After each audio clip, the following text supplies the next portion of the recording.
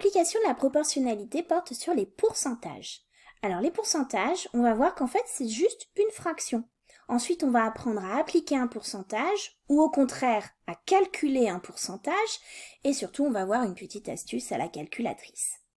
Allez, un pourcentage c'est une fraction, ça c'est une définition à apprendre.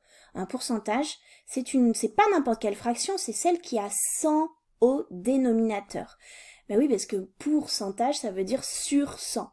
On le note avec ce symbole de pourcentage. Vous le savez, ça. Par exemple, quand je dis qu'il y a 42% des élèves qui sont des filles, donc ça, on le représente par 42%, ben oui, mais c'est une fraction, il y en a 42 sur 100.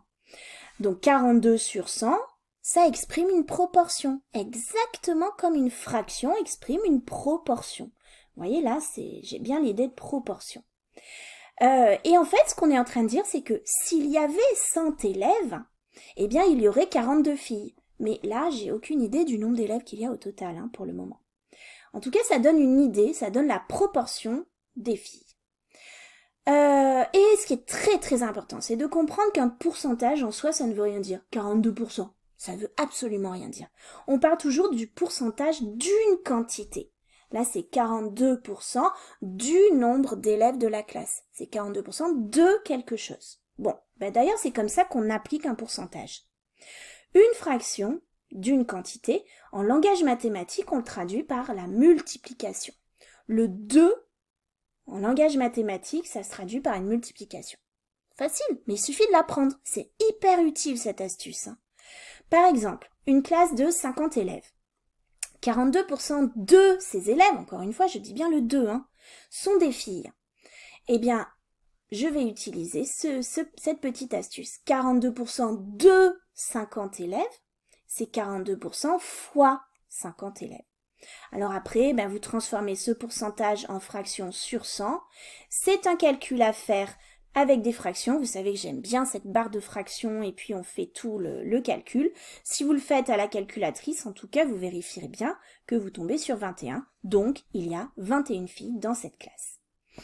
À l'inverse, si on me demande de calculer un pourcentage, c'est là qu'on voit un petit peu mieux le lien avec la proportionnalité. Exemple, une classe de 30 élèves, dont 12 filles. Et on me demande quel est le pourcentage de filles dans la classe. Je vais utiliser un tableau de proportionnalité. Ça doit être un réflexe pour vous. Si vous êtes perdu, en tout cas, ça marche à tous les coups. Alors, on est en train de se dire qu'on cherche un pourcentage. Donc, j'ai quelque chose sur 100. Quand je ne sais pas, j'écris petit x, l'inconnu. Donc, si c'est sur 100, dans mon tableau de proportionnalité, je vais toujours avoir un 100 en bas. Ici, j'aurai mon pourcentage final sur 100. Et donc, si c'est le 100 en bas, 100, ça représente le total. Donc, ma deuxième ligne, c'est toujours le total. Bon, maintenant, je relis un peu mon énoncé. Il faut que je trouve les intitulés. On me parle du nombre de filles sur le nombre d'élèves au total. C'est ça, en fait, mes intitulés. Nombre de filles sur nombre d'élèves au total. Qu'est-ce que j'ai comme information? J'ai le 12, j'ai le 30, et puis je cherche ce petit x, mon inconnu. Bon, peu importe le calcul, c'est pas ici qu'on apprend à maîtriser les calculs dans un tableau de proportionnalité. En tout cas, on déroule tout ça, on arrive à petit x égale 40. Attention, 40. Ne m'écrivez pas 40%. Dans cette case, c'est pas 40%, là c'est le 40. Mais je vais lire 40 sur 100. Donc mon inconnu vaut 40, et je dis les filles représentent 40% des élèves de la classe. Attention, 1% de quelque chose. À la calculatrice, allez, il y a un truc hyper important, hyper utile à connaître.